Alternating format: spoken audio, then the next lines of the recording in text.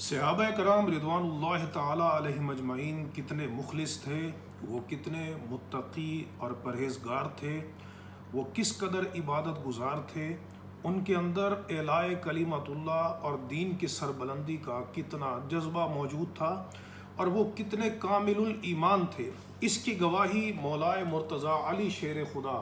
کرم اللہ وجہہ الکریم کی زبان سے سماعت فرمائیے۔ یہ نہج البلاغہ میرے ہاتھ میں موجود ہے، اس کا خطبہ نمبر 95 ہے، اور اس کے اندر حضرت سیدنا مولائے مرتضیٰ علی شیر خدا خطبہ ارشاد فرما رہے ہیں، اور اپنے زمانہ خلافت میں، یعنی کوئی تقیہ کی بات بھی نہیں ہے، کوئی ڈر کی بات بھی نہیں ہے، اپنے زمانہ خلافت میں کوفہ کی جامع مسجد میں بیٹھ کر مولائے مرتضیٰ علی شیر خدا صحابہ کرام کی شان کو کتنے بلیغ اسلوب میں اور کتنی جامعیت کے ساتھ بیان فرما رہے ہیں۔ آپ نے فرمایا لقد رأیت اصحاب محمد صلی اللہ تعالی علیہ وسلم، کہ میں نے نبی کریم علیہ السلام کے اصحاب کو دیکھا، فما ارا احدا یشبہہم، فرمایا میں نے ان کے بعد کوئی ان جیسا نہیں دیکھا، ان کی مثل نہیں دیکھا۔ وہ کتنے بڑے مجاہد تھے، وہ کتنے بڑے زاہد تھے، وہ کتنے بڑے عبادت گزار تھے،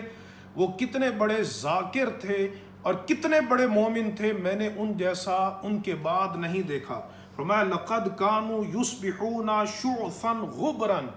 وہ صبح کرتے تھے پراگندہ بالوں کے ساتھ، وقد باتوا سجدا وقیاما، اور رات ان کی گزرتی تھی تو سجدے اور قیام کی حالت میں گزرتی تھی۔ جو قرآن مجید میں اللہ تعالیٰ نے صفت بیان فرمائی والذین یبیتون لربہم سجدا وقیاما، اور ایک مقام پہ فرمایا تراہم رکعا سجدا، کہ تم ان کو دیکھو گے کہ وہ رکوع میں تمہیں ملیں گے اور سجدے میں ملیں گے۔ فرمایا یراوحون بین جباہہم وخدودہم، صحابہ کرام سجدوں میں اپنے چہرے مٹی پر، اپنی پیشانی اور اپنے رخسار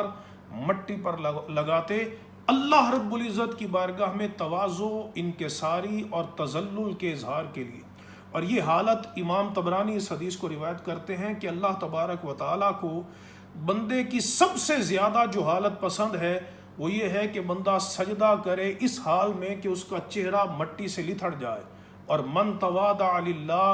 رفعہ اللہ، جو اللہ کے لیے تواضع اختیار کرتا ہے اللہ تبارک و تعالیٰ اس کے مقام و مرتبہ کو بلند فرما دیتا ہے۔ اور ان کی خشیت الہی کی کیفیت کیا تھی؟ مولائے مرتضیٰ علی شیر خدا فرماتے ہیں وَيَقِفُونَ عَلَى مِثْلِ الْجَمْرِ مِنْ ذِكْرِ مَعَادِهِمْ، کہ جب وہ آخرت کو یاد کرتے تھے تو وہ یوں تڑپتے تھے، یوں بے چین ہوتے تھے، مضطرب اور بے کل ہوتے تھے، کہ جیسے کوئی بندہ انگاروں پر کھڑا ہو، جیسے کوئی بندہ آگ پر کھڑا ہو تو وہ کتنا تڑپتا ہے اور کتنا بے چین ہوتا ہے۔ صحابہ کرام رضوان اللہ تعالی علیہم اجمعین، جن کے بارے میں اللہ نے فرمایا وَأَلْزَمَهُمْ كَلِمَةَ التَّقْوَى، کہ اللہ نے تقوی کا کلمہ ان کو لازم کر دیا۔ وہ اللہ سے اتنے ڈرنے والے تھے کہ آخرت کے ذکر سے ان کے